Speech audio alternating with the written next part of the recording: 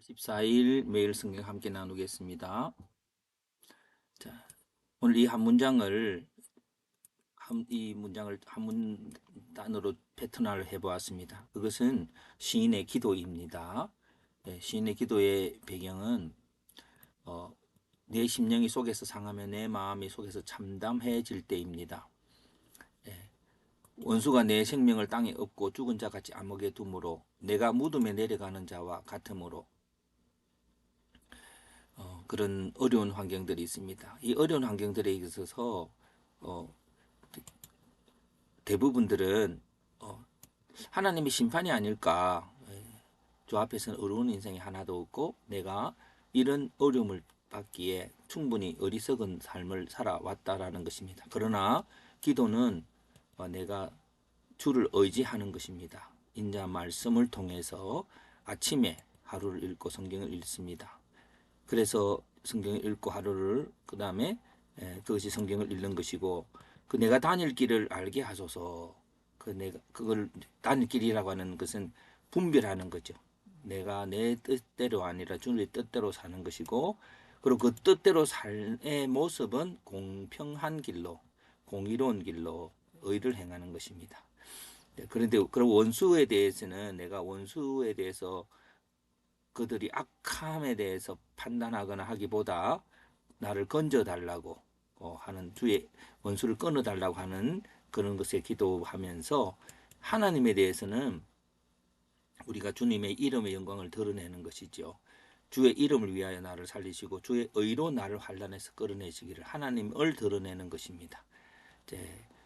그래서 왜 그러냐면은 내가 주를 향하여 마른 땅같이 사모하기 때문에 사모하는 모습으로 강구를 합니다. 예. 자, 그렇게 해서 하면은 먼저 성경을 읽고 분별하고 의를 행하고 그 다음에 그 의를 통해서 하나님의 하나님됨을 드러내는 것입니다. 그렇다면 여기서 생각해 볼 수 있는 것은 하나님의 영광을 드러내기 위해서 우리가 하나님의 영광을 드러내게 하는 것이 아니라 하나님이 스스로 당신의 영광을 드러내기 위해서 일하고 계십니다. 그렇다면 다섯 번째는 성령의 감동하심이 있을 것입니다. 그 성령의 감동하심으로 인해서 우리가 하나님께 분별력을 생각 주는 거죠. 예수님을 보여주는 것입니다. 그래서 그럼 예수님을 보여주시는 분이 성령님이신데 그러면 성령님께서 결국은 예수님을 분별하면서 성령을 의지하게 하시는 것입니다. 예. 이게 5번이 되겠고 6번이 되겠고 7번이 되겠습니다. 성령의 행하게 하심이죠. 성령의 행하게 하심이 이때에 나타나서 성령의 행하게 하심으로 다시 우리는 주님의 영광을 드러내는 결과로 가게 될 겁니다. 그래서 성경 속에서 성령의 감동을 받고 분별 속에서 예수님을 생각하고 의를 행하지만 내 의지가 아니라 성령님의 역사로 행하는 이 나라는 구절이 오늘 이 본문의 기도를 통해서 보여지는 것 같습니다. 그래서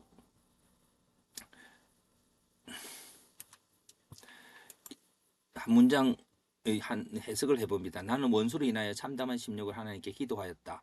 나는 옛날에 주께서 행하신 것을 기억하고 기도하였다. 의로운 인생이 하나도 없지만 나로 원수에게서 던져주시고 주의 인자 말씀을 깨닫고 주의 공평한 길로 행하며 주의 의로운 이름을 위해 나를 살려주시기를 하나님께 간구하였다. 그렇게 한 해석을 해보았습니다. 자, 그렇다면 오늘 이 본문에 있어서의 중요한 포인트는 답답한 환경입니다. 답답한 환경에 어디를 가야 될지 못하는 우리 삶의 일반적인 그런 정황입니다. 그럴 때 그는 성경을 읽고 그 길을 따라가겠다라고 하는 것입니다. 그래서 우리에겐 두 가지 소리가 들립니다. 정죄하는 사탄의 소리가 들리고 있지만 그것을 주님의 대속으로 이기고 어디를 갈지 모르지만 성령님이 이끌어 주시는 것입니다. 그것이 아무렇게나 이끌어는 것이 아니라 예수 그리스도의 방향으로 이끌어 주시는 겁니다. 자, 그럴 때에 오늘 이런 본문들을 우리가 이 원리를 시인의 원리를 내가 성경을 읽고 어디로 가야 될지를 주님의 음성을 듣겠다는 것들은 많지만 좀 더 구약은 이런 일들을 잘 우리가 행할 수 있도록 많은 예시들이 나와 있는데 그 중에 하나가 다윗의 시글락에서의 사건이라고 봅니다.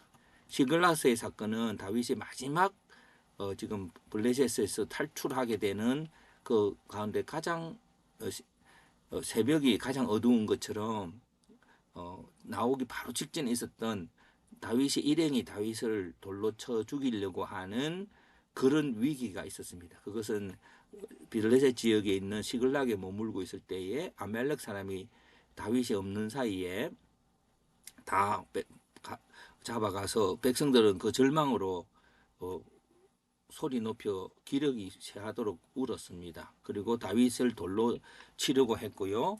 그러나 이게 일반적인 상황입니다.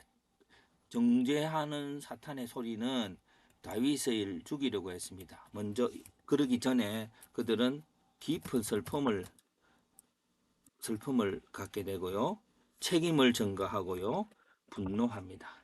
이것이 예수를 믿는 사람에게도 모든 상황이 직면하면 본능적으로 일어나는 사람의 본능이라고 여겨집니다. 그래서 그러나 어디를 갈지는 모를 때에 다윗은 제사장 아비아달의 에봇을 가져와서 주님께 물었고 하나님의 응답을 받습니다.